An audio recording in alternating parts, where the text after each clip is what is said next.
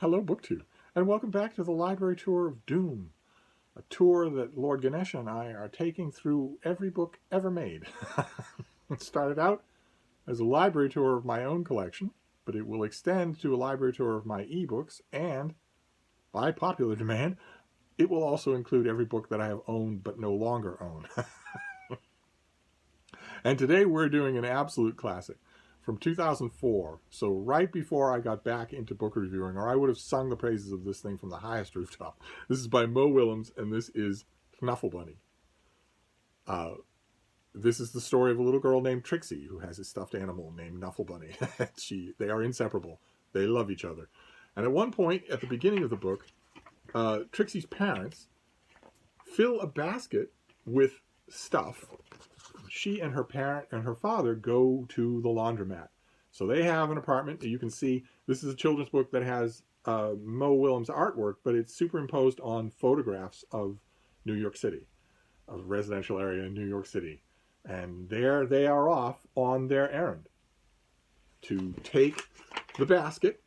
They're going through the neighborhood. They're going through the park. Trixie's very happy. They're going to the laundromat. And you see, the backgrounds are all photographs.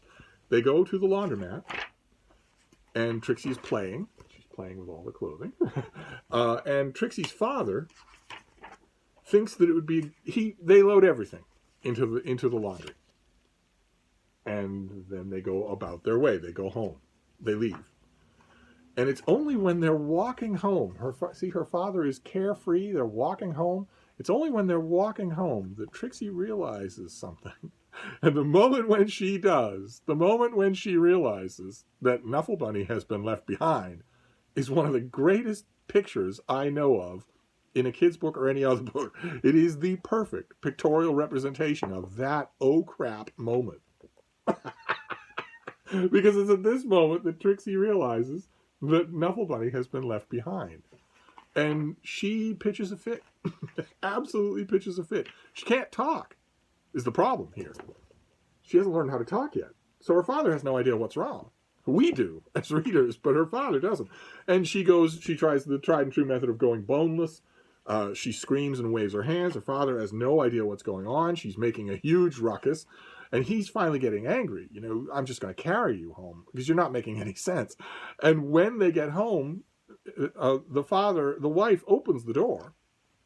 And the mother's first question is, where's Knuffle Bunny? That is the reason. Suddenly the father knows. That's why Trixie is going crazy, because Knuffle Bunny is not with us. We have left Knuffle Bunny behind at the laundromat. And the father searches the laundromat. He searches the washing machine, but he can't find anything. And Trixie is absolutely destroyed. What do you mean? You can't find Knuffle Bunny? And then the father tries even harder. And he finds Knuffle Bunny. And Trixie yells out, Knuffle Bunny. And the book ends by telling us those were the first words she ever said. Now, there's a sequel to Knuffle Bunny, and then there's a third book. But Knuffle Bunny itself, this book was a phenomenon. It won, what is this, the Caldecott Award? Yeah, it won the Caldecott Award, and it was also a phenomenon. This one, the hardcover, the little board book, naturally a stuffed Knuffle Bunny that you could buy at your bookstore. This became a phenomenon. There were even, I have heard rumors, there were even foot tours of the real-life background locations that New Yorkers could easily identify. It spawned a sequel, and the sequel was wonderful. And it spawned a third book, and the third book concluded, it is a trilogy, the third book concludes the story. And if you encountered this book, I read this on a boring moment at the bookstore where I worked at the time and was totally captivated. Totally. I recommended it all the time. Customers would come in and say, you know, you're the guy who likes history. And I would say, yeah, but I'm also going to recommend Knuffle Bunny. You should definitely read this book. And so I was invested, and I read the second book and thought it was fantastic. And then I read the third book, and I believe I bawled my eyes out. And I don't mean to spoil anything for you, but if you're invested in the story and you get to that third book, not for any bad reason, nothing bad happens, but you're going to bawl your eyes out at the way that Mo Willems concludes this story.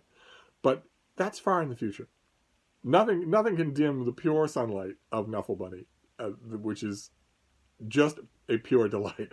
And like so many other books, the Library Tour of Doom is, of course, a strong recommendation. So, and not just for your kids.